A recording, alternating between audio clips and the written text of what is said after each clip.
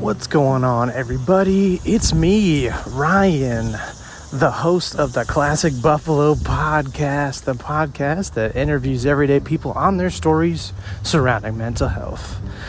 We're here for another wonderful episode. We've finally rounded the episode number to 70 today. We are at book 70. We are interviewing someone by the name of Michelle Soto, Michelle Melvin. She's recently married and going through all the name change. So she's Michelle Melvin, I believe, but I referenced her as Michelle Soto because I didn't know that at the point. But that's who that is. Michelle founded Letters of Hope, a organization that writes letters and just focuses on encouragement, and she was inspired by a documentary that she had seen. And so we'll talk a lot about her story growing up as a Dominican Republic origins and that culture, and growing up in DC and New York. She's a really, really cool person, and I hope you get to know her a little bit throughout this episode. And we talk about some challenges that she faced along the way growing up, this documentary that inspired her thoughts on mental health, and what her organization and nonprofit is all about. It's a jam-packed full episode. I hope you enjoy it. So here is episode 70 with Michelle Melvin. Here we go.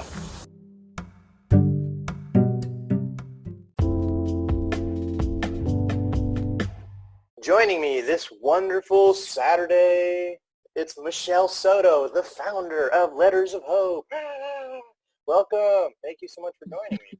Thank you for having me. I'm excited to have this conversation. Yeah. Are you like DC, Virginia, or like where are you at in Virginia? I don't know if you're familiar, but they call it like the DMV. So I'm about 40 minutes from DC, and like the same distance from Maryland. Yeah, we're just going to hop right in to our first icebreaker questions. Number one, are you a Marvel fan or a DC fan? Which one is better, or do you prefer both? I think I do have a preference on the movies. So I think the Batman movies are a bit better than Superman. So I guess that's my opinion on that. But I'm not like a diehard fan where it's like, I'm going to argue with you because this one's better. But from what I've seen, I think I prefer Batman. Yeah. Well, yeah, that's usually something like fans can be like, oh, I hate Marvel, or I hate DC. Is there anything that, like, this is not part of the top, I'm just curious. Is there something that, like, you kind of stand up for? Like, I am a fan of, let's say, the Redskins or, like, the Capitals. I know you're out in DC, but, like, are you, like, a huge fan of something? Recently, I'm a fan of the Nationals, our baseball team in the area, because one of the famous players, his name is, I believe it's like Jose Soto. So he has my last name, and he's from Dominican Republic. So I'm like, yay. And then, a lot of people ask if we're related. I'm like, maybe, but I haven't been confirmed. Like, I'm a big baseball fan because I played softball, and part of my culture, I guess, in Dominican Republic, we just play baseball. It's kind of our thing.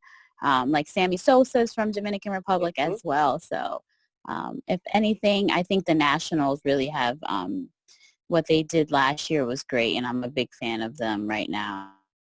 If you go to dinner with anyone in the world who's alive, who do you go to dinner with?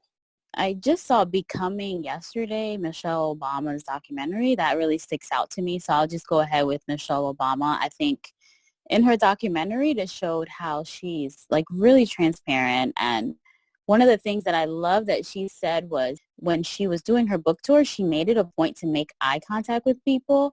And that's like my biggest thing when I'm talking to somebody or when I see people kind of not interested in a conversation. I think it's so powerful that she made it a point to make eye contact with strangers, because I don't think a lot of celebrities would even mention that. So I think it would be Michelle Obama because of the transparency I saw yesterday in the Netflix documentary. And I think she would just be honest with me and be cool, not like stuck up or anything like that. Number 3, motto or catchphrase that you have? I guess, why not me? Recently, I've taken more risks. I was kind of that person that, went to college, got a good job, like never really took risks. And then I think I heard someone say, like, why not me? And I'm like, yeah, why not me? Why can't I start a nonprofit? Why can't I invest in real estate? And I think that's my motto. Like, why not me? Like, when you look at somebody else, maybe you want to be at their level, or maybe you want to not change your personality, but maybe have some different skills or be nicer or friendlier. It's like, why not me? And I think just starting at that point, I think could really get you far in like changing or changing even bad habits. Like, why not me? Why can't I change that? So right now, it's definitely why not me, because I think I'm in a phase where I'm definitely much more of a risk taker now. I love that, because that's the exact same thing with me. That's what made me start this, was similar thought, was just like, what if I succeed? Of all the universes, there is probably one that's successful. Why not this one? And then boom, there you go. I start off. Right. All these great Exactly. things happen. I don't know. Number 4, what is the game nobody can beat you at? So something really funny is that, like, naturally I'm like a good driver. Like, I don't speed, my husband calls me a grandma driver. But if we get on the racetrack, like those little go-karts or Yeah. ATVs, I can beat him. I get real serious. I can go really fast. I think that's a game nobody can really beat me at. And then maybe like Jeopardy, like sometimes I get the answers right. I mean, the only person I can probably beat at that is my husband. So I'll take that one. He always thinks I know an answer, but definitely like the race cars, ATVs, and like a little bit of Jeopardy. All at one time. It's a triathlon. I know. Imagine. Oh, that would be fun.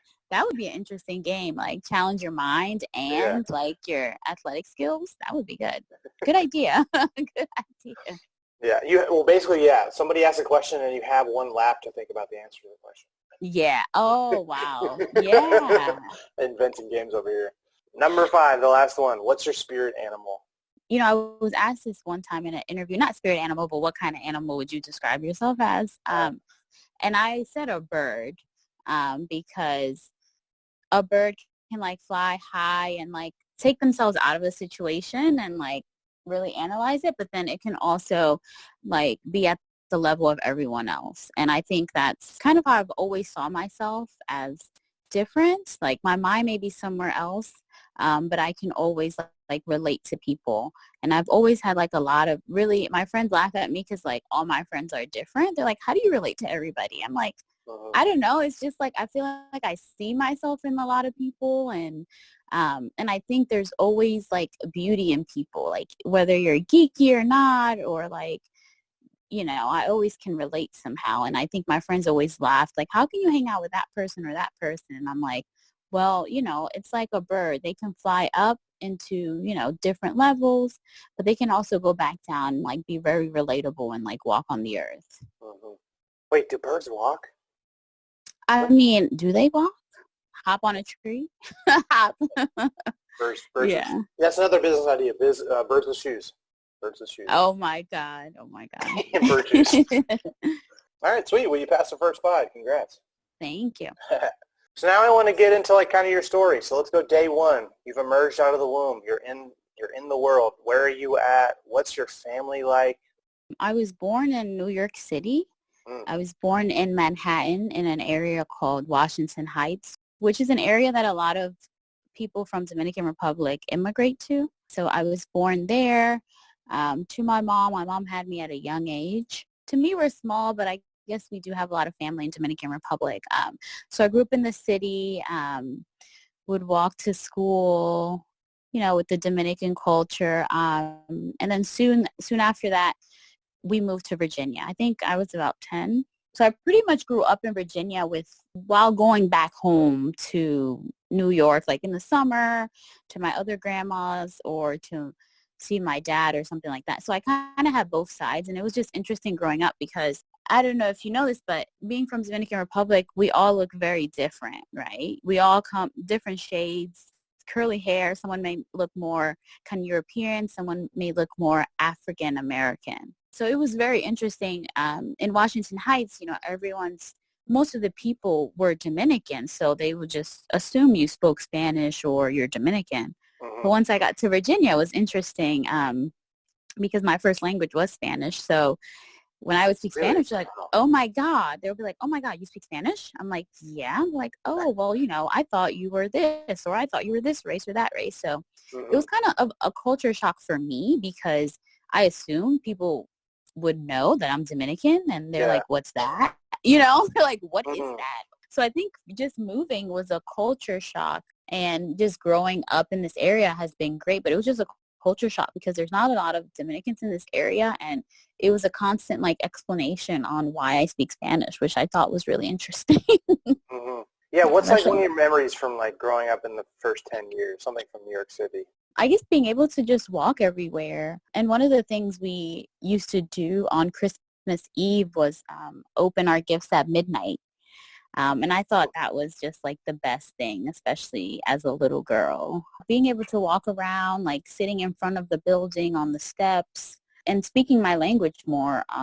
It's hard to speak Spanish if you don't have anybody around you who speaks it, right? Or if in school, the main language is English. So I think just having my culture right there, at my fingertips, was what I really remember. Just people talking, music on the streets, it was just very vibrant.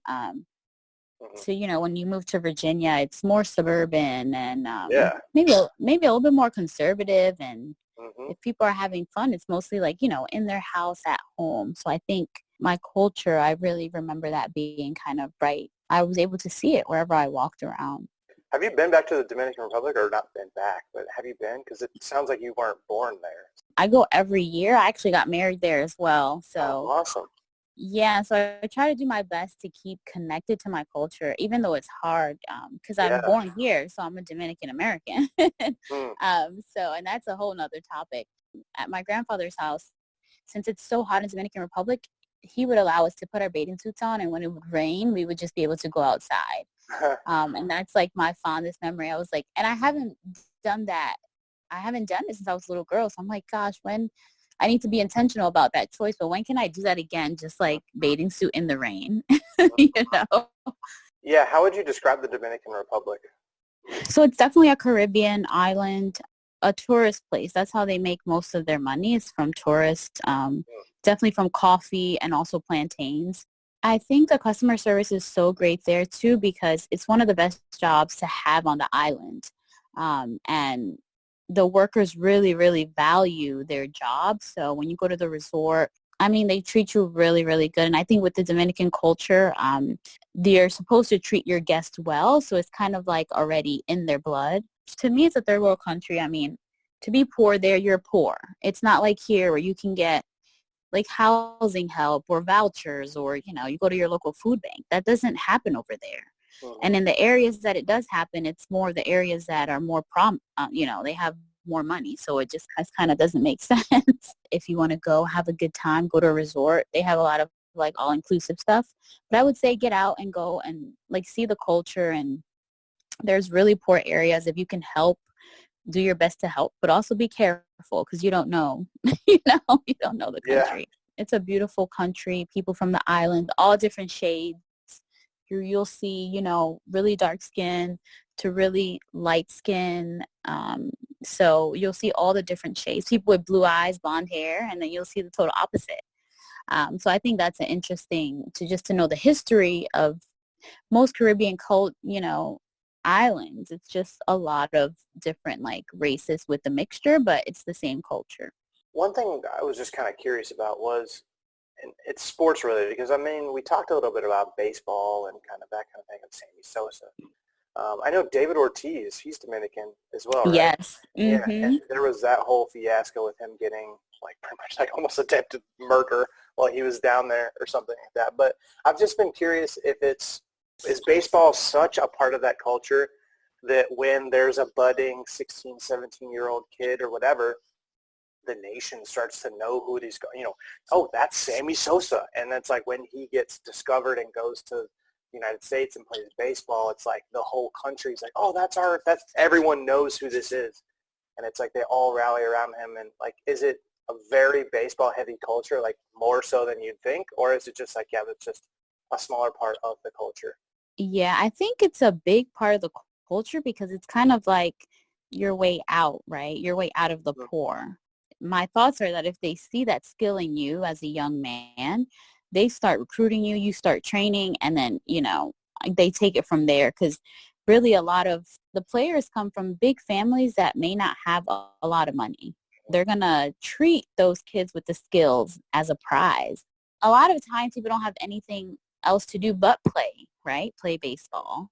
So you become good, and they play with anything with no limitations in their mind. Like, it's not like, oh, I have practice from 5 to 6, then I go home and have dinner from 6 to 7.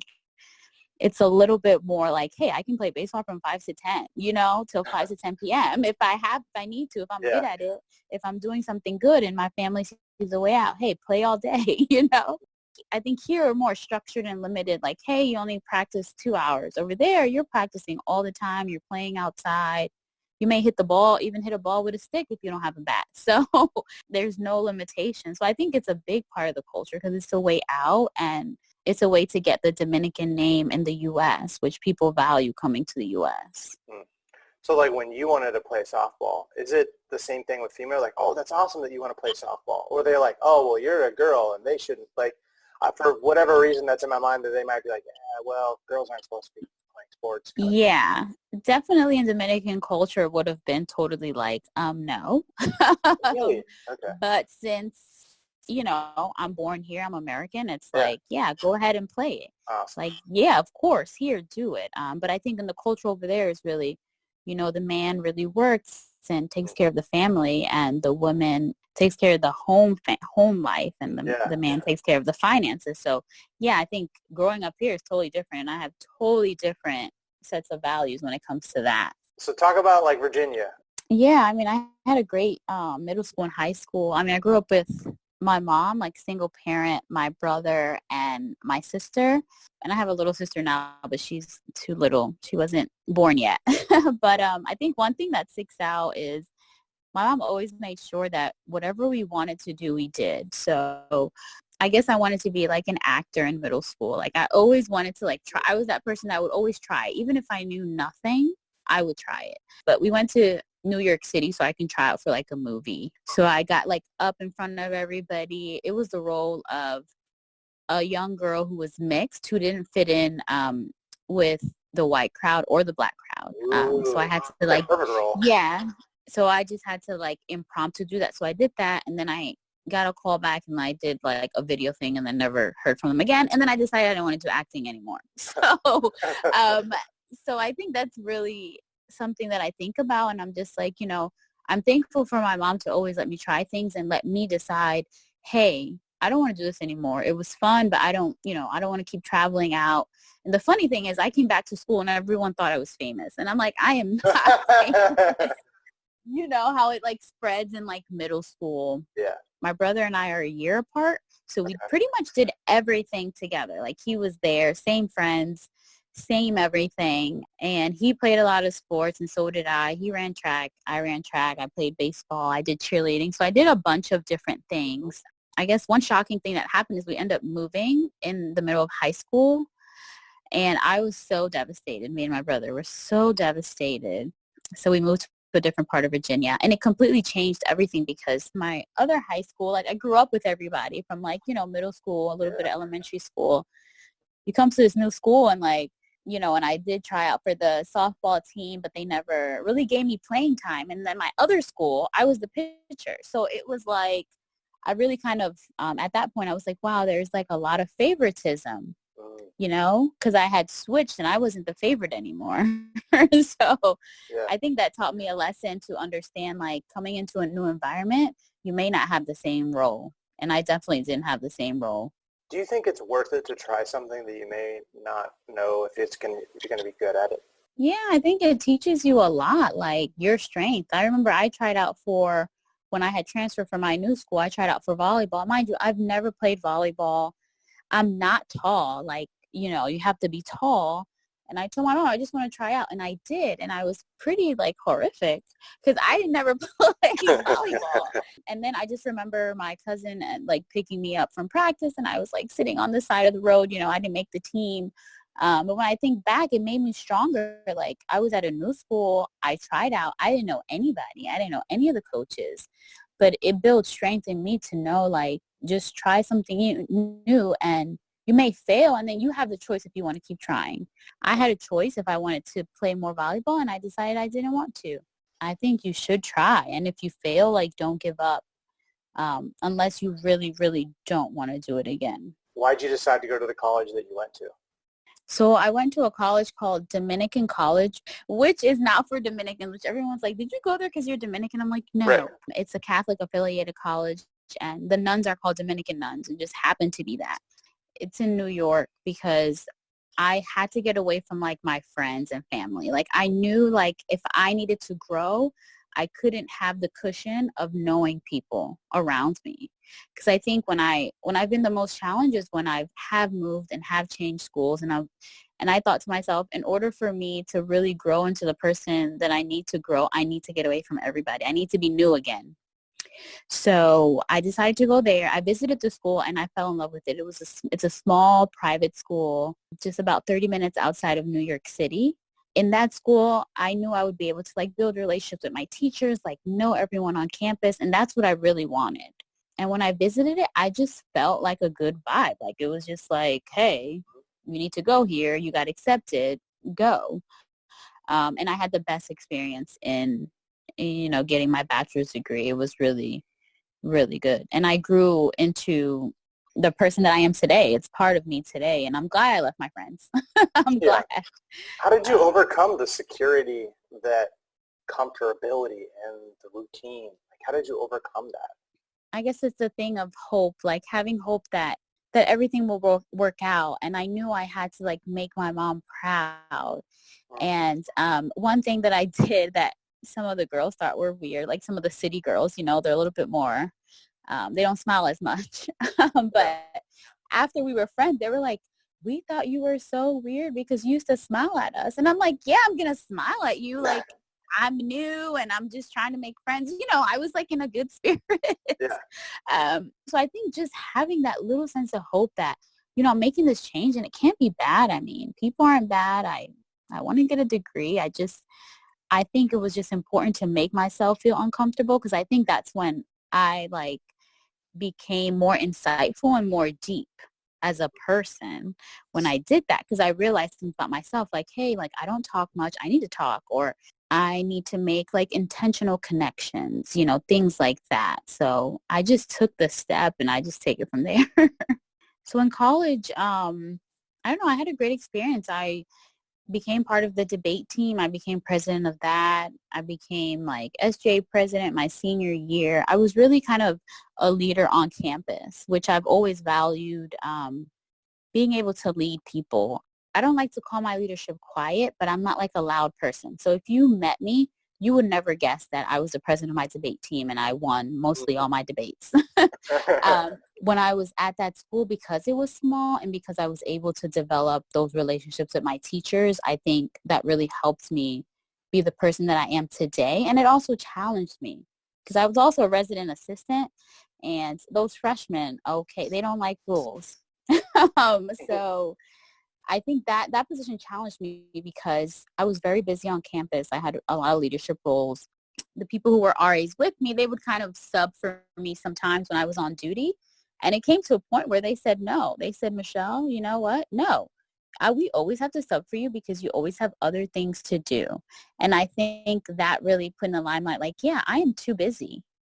I'm too busy, and people notice that, and they say, hey, you need to be available when you're on schedule.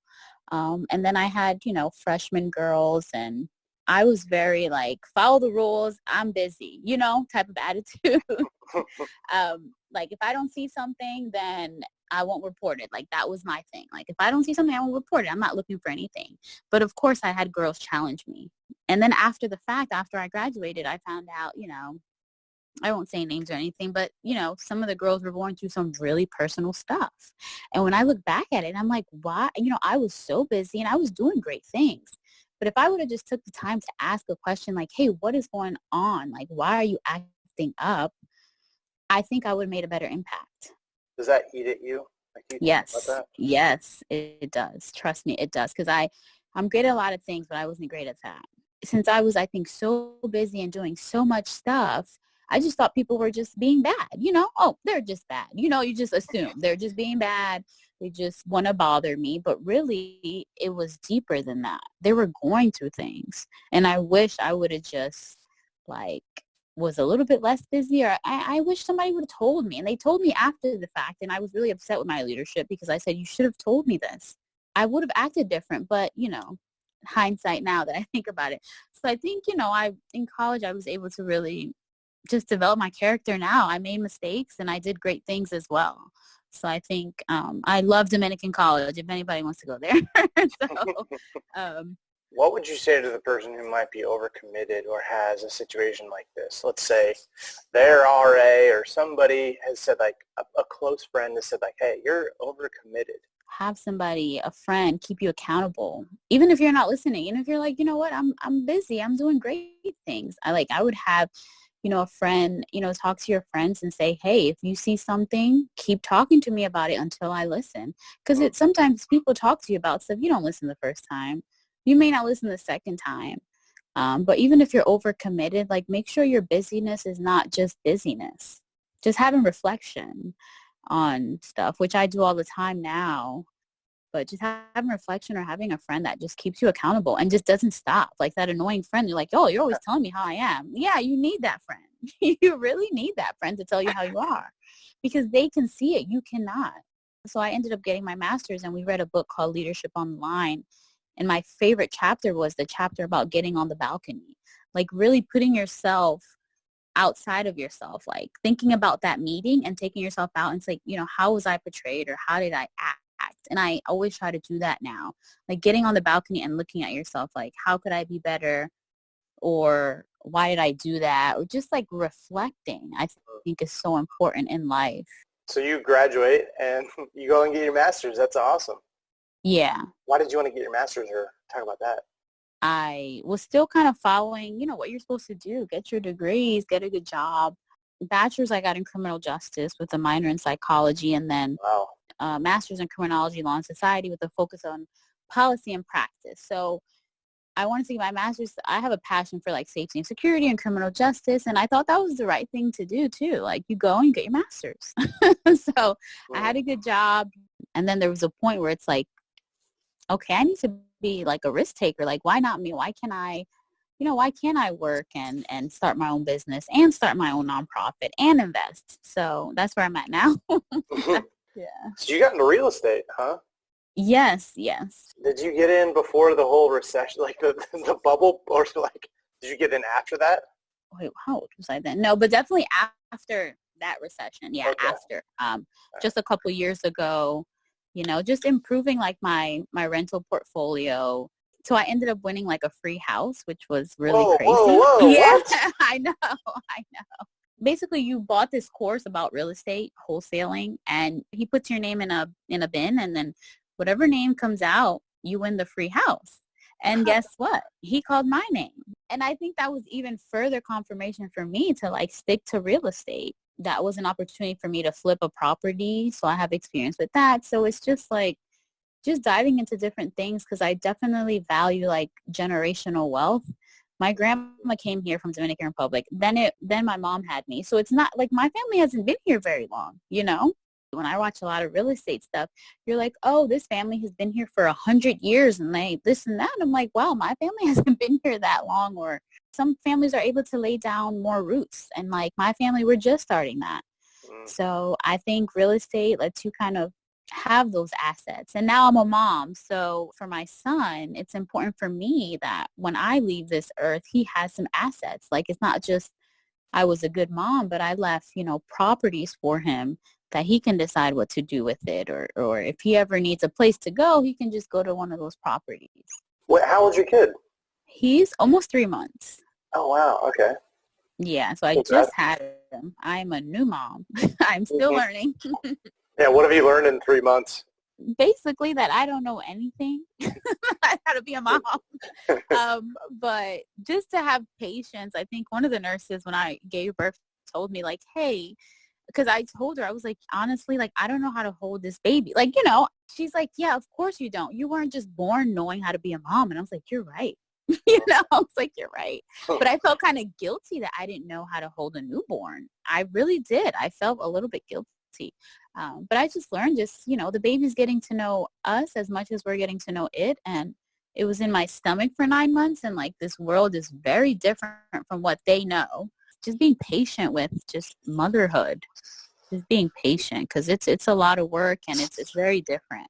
Not only as a parent, male or female, just having a child is such a beautiful experience, but I feel like being a woman and birthing a child is just such an undescribable experience. I mean, it's painful, obviously, but creating something, I don't know. I just think it's so cool.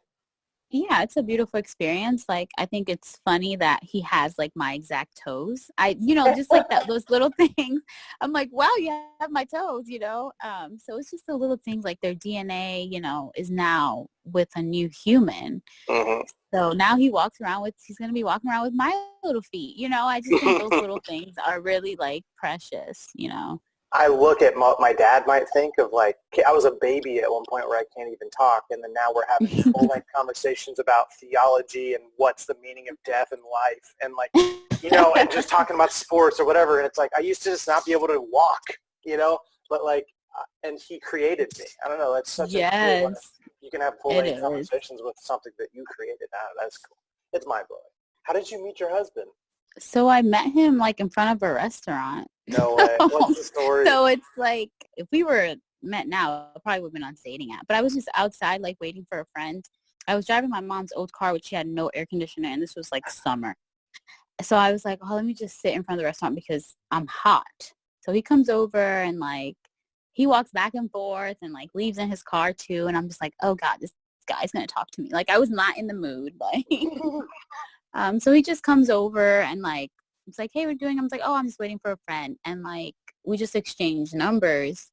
And then from there, I think we just like hit it off. And we've been together, I think 9 years now. Long time. Yeah. Married, I think almost 3. It was a sunny day, but he had a hat on. So there was like a shade over his face. And I didn't know what he looked like. I was just hoping like, he was cute or something. Then we went on our first date, and I mean, I think that's when we knew like, hey, this could maybe be a thing, because I was like fresh out of college, like criminal justice in my head, right? Something happened where there was like a fight about to happen, and we're going into the movies, and I'm like, yes, I need to report this to the security right away. And then he's like, no, you need to mind your business and let's go in the movies. And I was like, oh my God. I was like, good. I was like, this is good. He can put me in my place. Maybe I should. I need to mind my business. Let's just do our thing. Let's not start reporting people, So I think after that day, like, we've been together ever since. What's your favorite part about him? He's always happy. A really happy person. He does not wake up in a bad mood. Like, he's not moody either. He just always has a good vibe. It's really rare that you'll get him upset. That's really great in our relationship, because if I'm in a bad mood or not in a good state, he is always happy. It's not like we're both mad or we're both upset. So I think that's what I really value. Like, he's always in a good mood, and he has great values. And he believes in God. And I think that was really important for me when I met somebody, that we have the same kind of values and the same like spiritual thoughts. And I needed someone who was happy all the time, because I think that's really valuable to have somebody around you like that. It's good. I'm glad you guys found each other. Thank you so much. So let's get into Letters of Hope, one of the coolest things I've seen. Yay. Wow. I'm glad you think it's cool. Like, it's really a passion project, to be honest. Like, it's really something that's like dear to my heart. Like, it's like another one of my babies, Mm-hmm. So Letters of Hope started as a project, actually. I was watching a documentary. It's called The Farm. It's about the Angolo prison in Louisiana. I don't know if you ever heard of that prison. But Louisiana has very harsh criminal justice like sentencing. That prison has a lot of life sentencers in it. So just watching the documentary, I'm just like on the couch watching it, and there were people there. I mean, the cases, one of the guys, was accused of, innocent, and literally the girl who like said he did something said he didn't do it, and he still didn't get out of jail, right? He still didn't get out. Right. And he still had hope. And I'm just like sitting on my couch. I'm like, how do you still have hope? Like, he's like crying and I'm crying. And I'm like, how do you still have hope? And then one of the key facts that stood out to me on that was one of the inmates said, you know, after you're in prison for 3 years, people stop writing to you and people stop visiting. I was like, wow.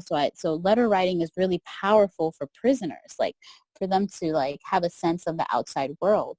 And there was a lot of people in there like that done stuff, and they're lifers. I mean, and they call it the farm because, I mean, they're doing like farm work. I don't like to say slave work, but it was like that. That's what it looked like. Yeah. So from there, I was like, you know, I have to do something. Like, I'm here on my couch. I'm not even, you know, imprisoned, and these people are in prison and they still have hope. There was a guy who was able to get out on work release. He still had hope he was going to get out. But really, when you think about it, they're probably not, you know, they're probably not going to get out. It's really tough out there. So I was like, you know what, I need to do something that I can reach out and just do a project. So I literally was like, okay, it's going to be called Letters of Hope. I literally created like a PDF, like fact sheet of what it was.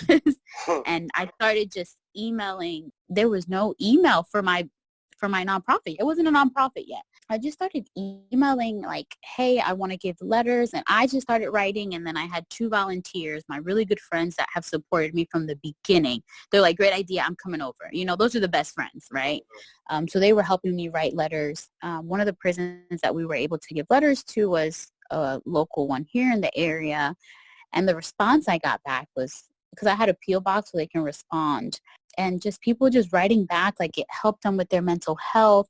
It was nice to get a letter from the outside world, because I think they still got like letters, but they got like these little cards that were very kind of, you know, robotic. Cards can be a little robotic, you know, and I think just having a pen to a paper, seeing that person's handwriting, I think there's a certain type of connection there. Then I was like, well, you know, homeless shelters need this, and able to help homeless shelters and first-generation Latino students. It's just helping everybody. Everyone needs help. I need it. You know, even if I look at a letter for 30 seconds and it brings me joy, I think that's enough. It may not bring me joy for the whole day, but I think letters are powerful because people were like pasting them in their lockers at the homeless shelter. So from there, I saw like, this is more than a project. This is a nonprofit. Like I tell you, I always get on the balcony, which means just reflection. A magazine had interviewed me about, you know, how did I start it? And I mentioned, you know, the farm, that documentary. And then when I really thought about it, as a young girl, and my mom can attest to this, if I would get my mom upset or do something wrong, I would like write her a letter. I wasn't able to like understand like how I felt at that moment.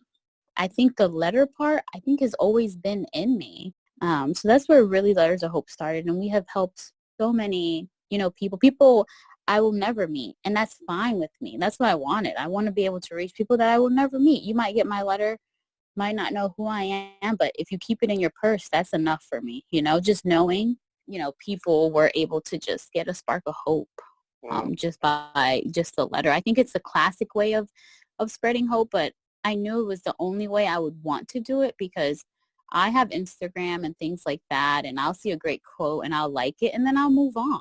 You know, you kind of just move on. Oh, that's great. And you like it and you move on. But I think a letter, you can paste it. You can feel it with your hands. You can keep it in your purse. I think it's just a little bit more powerful than just a quote, you know. Well, it's like a cool moment that's happened because of this. I went to the nonprofit tech conference. I was actually selected to speak on behalf of Letters of Hope. And the topic was your biggest, smallest lesson. So with just being the founder of this organization, gave me that opportunity to attend that tech conference. And I didn't realize how much tech there wasn't with the nonprofit world. So I was able to give a speech in front of like 2,000 people about my biggest, smallest lesson. And it kind of got me back into, kind of reminded me of like my debating time when I was, you know, speaking in front of people. And I was just able to talk about my biggest, smallest lesson, which was like making my to-do list too long. Because, you know, being a founder of a nonprofit, also working, investing in real estate, and then life, and then being a wife, you know, it's like my list was just like crazy. It didn't make sense. even my husband would say, like, why do you have 20 things? Like, what's, how are you going to get that done today? That's my biggest modest lesson, like to really condense my list and make my list intentional and make it realistic, because having 20 items when you're working all day or, it's not realistic. And I would put a lot of pressure on myself. So that was that was a really cool opportunity. I met so many cool people. I learned a lot about the nonprofit like arena, which I'm still learning. What are you doing like today, and then where do you want to go with it? Just did like a digital letter challenge, which I was just trying to encourage people to just write a letter to themselves, like just to jot it down, see how you feel. Because until you write to yourself, you're not going to know how you really feel. Even when I wrote my digital letter, I was like, oh, okay. And it's supposed to be a positive letter. It's not supposed to be anything negative, just something like basically rooting for yourself. So that's where we are today. Where do I want to go? So I really want to get into like motivational workshops. My letters have helped a lot of people with mental health. That's what the feedback I get. Having people understand that like it's okay to be vulnerable with yourself, and I think mental health starts with you, like your mind. There's a lot of mental health issues now with social media. Like, I'm not sure if people are addressing as much. I know people are talking about it. Oh, people are always on Instagram, but what is the true effect of not getting enough likes? Or what is the true effect of your picture not being not as good as the other girl's picture? So I think I want to move forward in doing like motivational workshops. Right now, we're still doing letters. We're trying to, limiting kind of our mailing just because, the COVID, we still do mail letters out. So our goal is just to keep on encouraging. Anything that comes out of Letters of Hope will involve encouraging. I do want to attach a policy, like something we stand for, but I'm very cautious to do that. Once you pick a policy or a side, it's kind of hard to go back on. And of course, criminal justice is like at the forefront of my mind and of the world. So it would definitely be a policy related to that. So I definitely want to do some policy advocacy, but I'm really careful on what I choose, on what I'm going to choose. And I'm just really not sure. So I haven't made any decision. Yeah, that's my kind of not biggest fear, but it's one of my fears because I have another brand where it's gotten probably more popular than this at this point.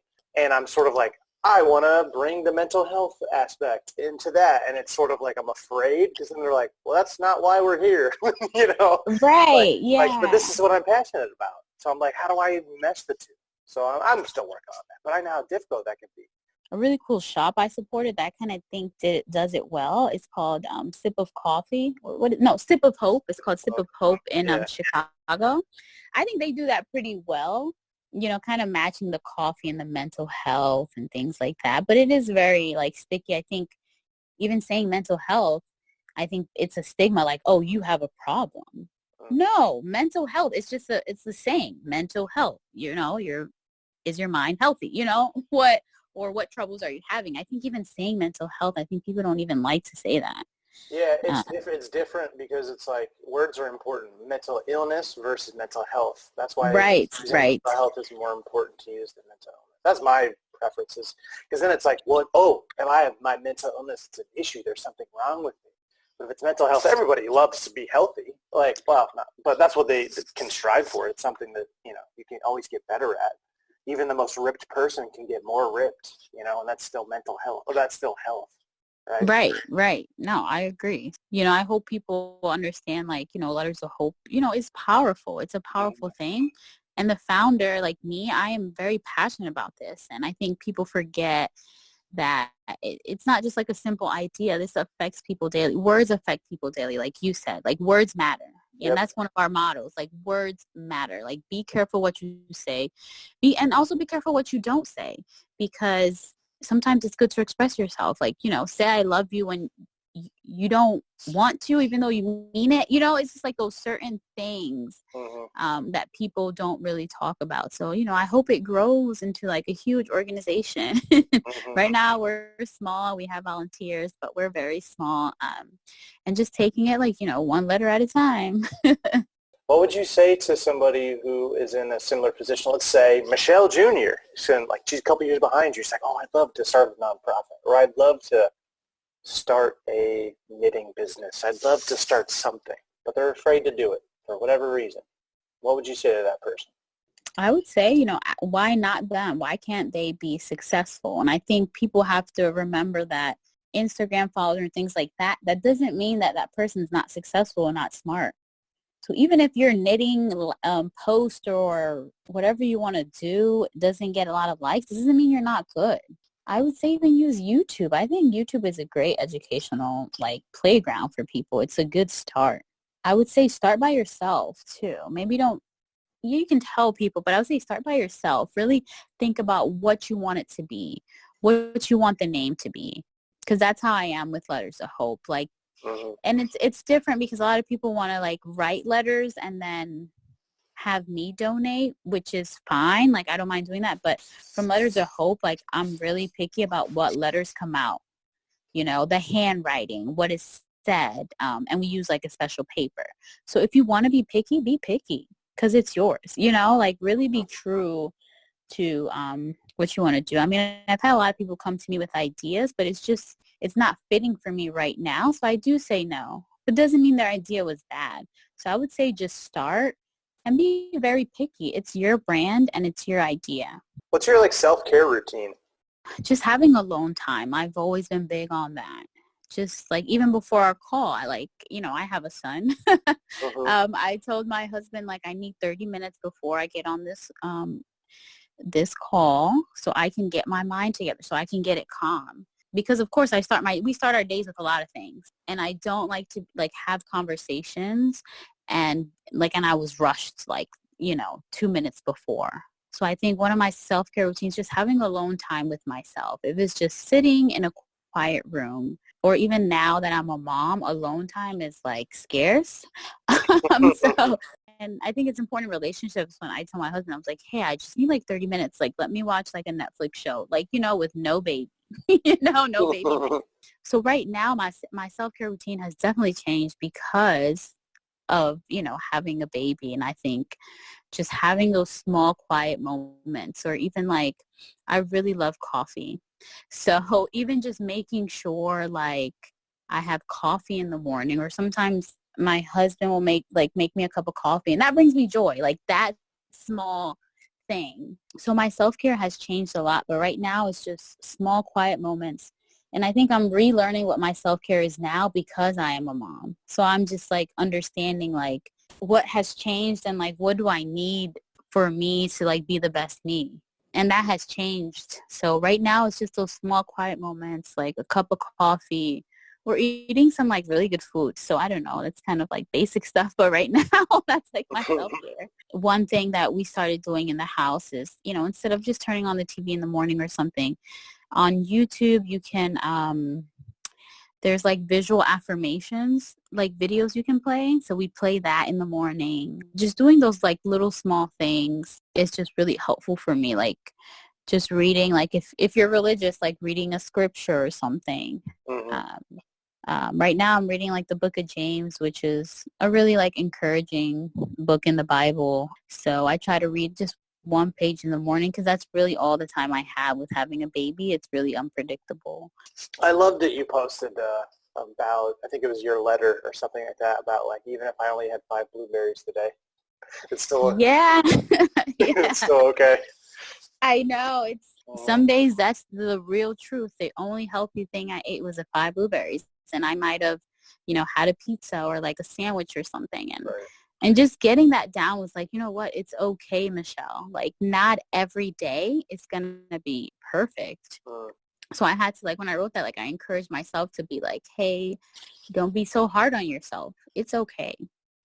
You're doing the best you can, So that's why I really wanted people to write those digital letters. So I'm and the things I read from people, I'm oh, this is so nice. I was tearing up from people. Wow, you really think this about yourself? Or it's just a challenge just to be transparent with yourself. Just write things down. I said this in my nonprofit speech too. And the speech I did, I would literally write down if I should text somebody, because I think it's just more intentional that way. And instead of me looking at my phone, I'm I don't feel like texting them. Since I wrote it down, I need to check it off. And that helps me be true to me. Hey, if I said I need to text this person to check up on them, I need to do it. Well, I want to wrap up. We'll do our final 5. So what is the one unsolved crime that bothers you or you wish would get solved? Malcolm X. There's a lot of conspiracy theories with that, and I think a new documentary came out about it, but I think that, I don't think we have truth with that. Like, what really happened? Was it an inside job? Was it a government job? I don't think we'll ever know, but that really bothers me. I think he's definitely a leader that people should kind of study. He changed a lot throughout his life. So it kind of shows, like, as a leader, you go through changes. I think that one bothers me. I really want to know. I really want to know what happened. Number 2, what do you want to be known for when you're gone? I want to be known for, like, motivating people. Like, maybe I was that person that's encouraged you or inspired you to take that step. I'm definitely that friend that will convince you to start a business. I'll send you the whole link to how to create an LLC, how to, I am that person. So I hope that people remember me as just being encouraging and motivating and just being able to help them take the next step. Being a helper, I've always liked to help people. And sometimes I have to almost take a step back because, I can't, every time I see an article, I can't send it to somebody who I think should get it. It's just a lot of stuff trying to keep up with everybody. Number 3, what's your favorite part about yourself? I use my intuition and I'm very observant, but I do value my quietness. I think it brings me a lot of reflection, and I'm able to just kind of be deeper when I'm quiet. Number 4, what's the best thing someone can be doing during the COVID-19 crisis? A lot of thoughts about that. I'm always a learner, right? So I would encourage people to learn something new, even if it's just a recipe. No one expects you to have a whole business and then when it's done, you're launching, Yeah. But I would encourage people just to learn something new, even if it's just about yourself. Like, even if it's as simple as saying, I didn't know I had so many shoes, or I didn't know I valued going to happy hour so much, just reflecting, just learning something new about anything, whether it's a task, a skill, an investment strategy, or something about yourself. That's what I would tell people to do. Last one. What's one of your proudest moments? Last year, I was inducted into Dominican College's Hall of Fame. Whoa. As a Hall of Fame alumni. That was one of my proudest moments because I saw my grandmother cry. I mean, she cries, but I saw how proud she was and how proud my mom was. So that really just showed how I'm making strides for my generations. My grandma came here, didn't know any English, so just from where she came from, for her to see her granddaughter reach kind of what I've been able to reach so far, and just, how well they treat me at that school and everything like that. I think that was a proud moment to really get that award because I really did my best when I was there. And that really kind of shaped my character today. So I think that was a proud moment because I kind of saw everything come together. Just to get an award years later, which was really unexpected. Because actually I was on the committee to choose the person. So I was shocked that they chose me, So you didn't choose yourself.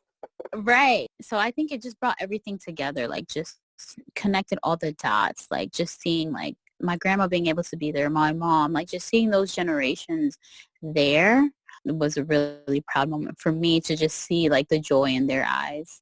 Sweet. You finally finished the final 5. So now what I want to do is I want you to pick a person. We're making a little encouragement nugget to kind of give to somebody so they can listen to this part of the podcast. Yeah, I want to give a shout out to my mom. I think, if it wasn't for you, Mom, I wouldn't be on this podcast. You always encouraged me. You always let me try things, new things. Even though you were a single parent, we never felt like we went out. We always had nice sneakers. We always had the Jordans, the new Jordans. When I would come back from New York, we always had the new clothes. So I just would encourage my mom to just keep going. You did a great job with us. If you want to start a business, if you feel like you need help or encouragement, I'm always here, and I would always be here to help you. So I really want to encourage my mom to keep her hope alive and keep going. You're still doing good. I know you sacrificed a lot for us, but you're still doing good, and we're here for you. So I want to shout out my mom. Shout out. So people can get a hold of me. My name is Michelle Soto, but my Instagram is Michelle Melvin 24. I need to change my last name to Melvin, so I did it ahead of time because that's my husband's last name. I just haven't changed my Soto name yet. I haven't changed it legally. So you can find me on Instagram, Michelle Melvin 24. I talk about real estate. I talk about my nonprofit. My nonprofit is Letters of Hope on Instagram. Just make sure it's the correct one. There's a lot of people who have Letters of Note. There's different kind of letter names. Make sure it's Letters of Hope. It's letters of _ hope. That's the correct hashtag. Just a lot of different things on my Instagram about real estate. I have a new millionaire planner you can download. Really helps you kind of plan your business and your product. It's really cool.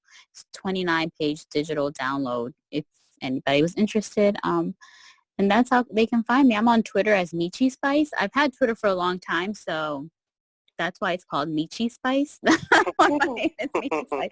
I think I got that in like high school or something. I'm open to anybody who has ideas for Letters of Hope or who's interested in getting into real estate. It's really not scary. It's really like doable. If you know how to add and subtract, you can get into real estate. And if you know how to read.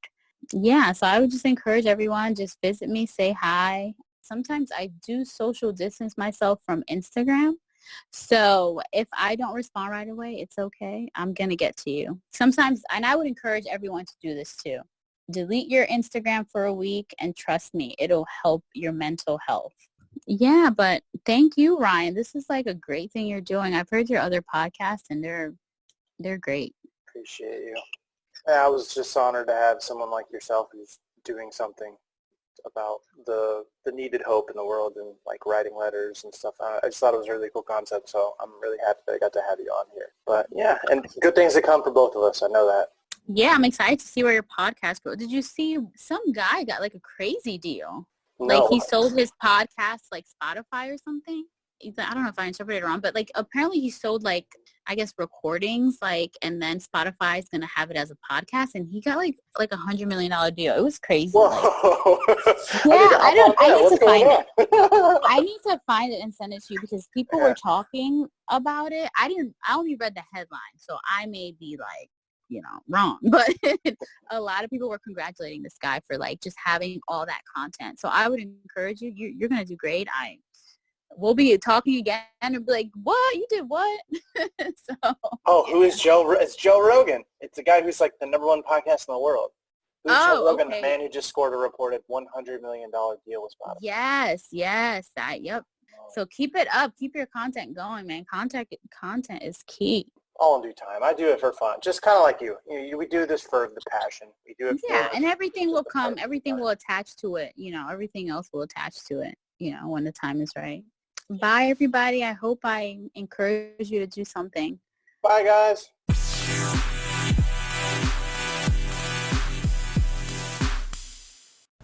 Hey everybody, this is Ryan from the Classic Buffalo Podcast. Wanted to take a second to talk about Anchor, how I'm actually making this podcast happen. Super happy that I'm partnering with them. So, Anchor is actually the easiest way to make a podcast. I've done my research. This is basically the best way. I promise. It's going to give you everything you need in one place for free, which is the best part. It's going to have tools, so you don't really need a fancy schmancy recording guy. Anchor's going to be helping you out there, and then they're going to distribute the podcast everywhere to Spotify, Apple Podcasts, Google, everything. And then you can also make money with basically no minimum listenership, which is kind of rare. So hop on Anchor as soon as you can. Thanks.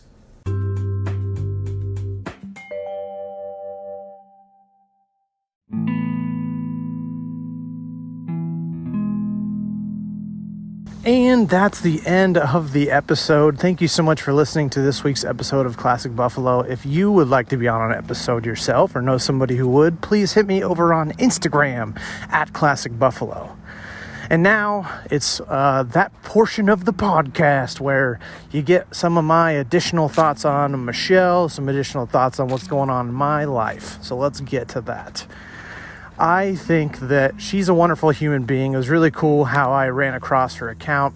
totally random, like a lot of my guests in the past, but I love the encouragement aspect that she's taking, the approach of handwritten notes, because man, I'll tell you, when a girl wrote me a letter one time, a love letter, somebody I was courting, she got some brownie points.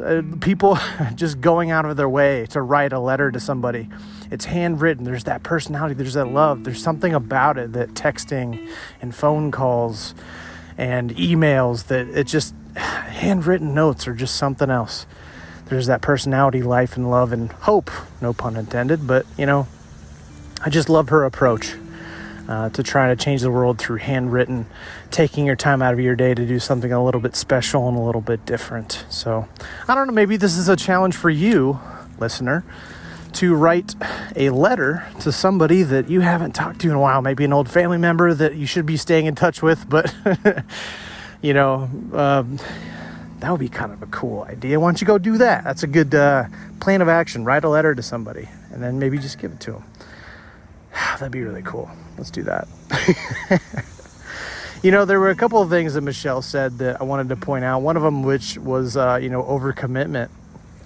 For me, I've took a step back about a month and a half, almost 2 months ago, man, kind of taking a break from Instagram and taking a break from social media, realizing I have all of these other comommitments. And sometimes you can miss what really needs your attention when you have soccer practice and piano practice and you're hanging out with your friends and your family and you've got a side business and you've got your 9 to 5 and you've got this and that. I think there's some value in taking a break from whatever you can and try and see what gives you the most value, what gives me energy, right? I don't remember if I mentioned this on last week's podcast. If not, I'll mention it again. But I thought it's a really cool exercise that I started doing, was making a list of everyone who's in my life. Literally just went through my phone because those are probably people I've had interactions with or have in the past. And, I said, how does that person make me feel? Do I trust them? Do I have fun with them? Those are 3 things that I think are really key. Sorry if you hear some cicadas or whatever the hell that is. I'm by some trees right now. I'm going to walk away. But, it's important that we evaluate how people make us feel, right? Do they make us feel loved? Are we able to be ourselves when we're around them? I think that's an important characteristic of our friendships and our family, And it doesn't matter if they're your sister, your brother, your mom, or your friend you met at the bar the other week. Are they toxic? How do they make you feel? Can you trust them how deep can you be with this person? And, I don't think it's the goal is to I need to get 20 people that I can reveal all my secrets to, but it's just good for you to look through I don't know, for me, it was around 100 people. People I had just met last week and people that I've known my whole life, aka my parents, and just saying, do I trust them? Do I have fun with them? How do they make me feel? Where's my status with them? Have I talked with them recently? That's a really good aspect of your life to kind of understand of your relationships with other people. And I think maybe then pick one of those and write them a letter, or just reach out. Understand what your relationships with other people are. Understand who makes you feel overcommitted, who doesn't make you feel good. Those are some kind of, I think, a similar way to kind of understand the areas that are draining your life and where are you overcommitted, either relationally or emotionally. Where are you overcommitted, listener? Think about it. That'll be your thing for the week. Think about ways you're overcommitted, people that drain you, and then who maybe, let's say there's a guy that you met, there's a girl you met that makes you feel really good, but you haven't talked to them in a while. Either find more people like that person or reach back out to that person and be like, hey, you give me joy or you make me feel loved or whatever. And just be honest. I'm sure they would enjoy hearing a positive compliment, but it's a good gauge, Back to Michelle a little bit, with the whole prison situation. I watched 13th the other day. About making slavery basically legal again, and kind of how slavery is technically legal for prison inmates basically, and how they're responsible for making a lot of products that we know. It's a good documentary. I would recommend you go check that out, as well as The Farm, the one that Michelle was talking about. But you know, I think one takeaway, if the prison system isn't something that you're passionate about, I think one takeaway from what Michelle was talking about is that, like, watching something that inspires you, whether it's a documentary, whether it's going to an art museum, whether it's people, and kind of taking something and doing something about it. You know, you don't have to start a nonprofit or business, but that doesn't mean you can just sit on your ass and ignore issues. You know, I think a lot of times we have compassion overload. You know, we have to deal with these shootings and gun rights and LGBTQ over here and, you know, religion and this and that. And like, it just, you have so many issues that are piling up and everybody wants you to care about all of them. It's kind of unrealistic for you to do that. And I think the key for me, I don't know, something tells me this is somewhat controversial, but it's really not. I think you should pick one or two issues that you're really passionate about, really gets you riled up, and start advocating for them, or start working towards them, or start hanging out with more people that care about the same issues that you do. And I think you'll start to feel a little bit more fulfilled. That's just my own thoughts. But Michelle's an awesome person. Please reach out to, you know, Letters of Hope on Instagram and maybe either like volunteer for them or support them or shout them out or do something like that. That'd be really cool to do that for Michelle.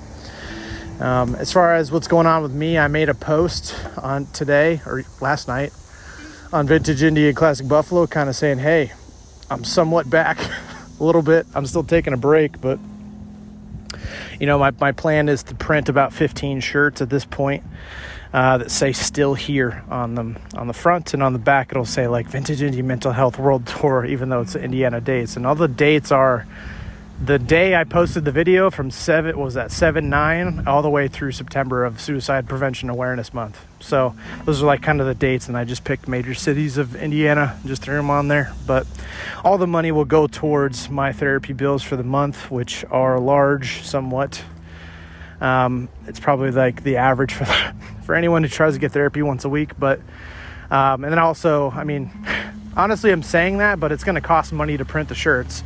And then, you know, I don't know how much that's going to cost, but then, you know, people will pay X amount, and, you know it won't cover my therapy bills for the month, but it's just kind of like that's going towards that amount. So, it's kind of the point of it. So, you know, and this whole like Still Here kind of campaign, I don't know, I actually kind of low key like it for a slogan for my vintage stuff. 'Cause, you know, like I said, or have in the past said, that I want to somewhat combine both Vintage Indie and Classic Buffalo in some form going forward, you know, combining the mental health and the vintage stuff. So I will be putting more mental health content on Vintage Indie, just kind of like when I come back, whenever that is. So I'm looking forward to that. And, you know, the Still Here thing, meaning that, like, not only am I still here, but, like, I think it's just a call to not action, but it's for people who had the option to leave, people who could have taken their own life or know somebody who could, but they're still here. They're still fighting. There's a period. I don't know. I love punctuation, but I think the period just says, like, I'm here at this moment, in this point next to you. Like, kind of, we're here. Just this call for mindfulness or presentness. I don't know. I really like the design, and I think it's a good concept. So keep your head up, listener. Keep fighting. You're not alone in this fight with mental health. It's one day at a time, one battle at a time. We're all in this together. No cheesy, all in this together, High School Musical. But I think I have one more episode left planned for the short term, which would be next week. After that, I'm going to start recording maybe a couple other episodes, but primarily focusing on writing my story and finishing that up, and then kind of putting that for season 2, which would be just me telling my own story. And so you guys can follow along with that on Instagram. But until next time, it's been your boy Ryan. I love you. Keep fighting. See ya.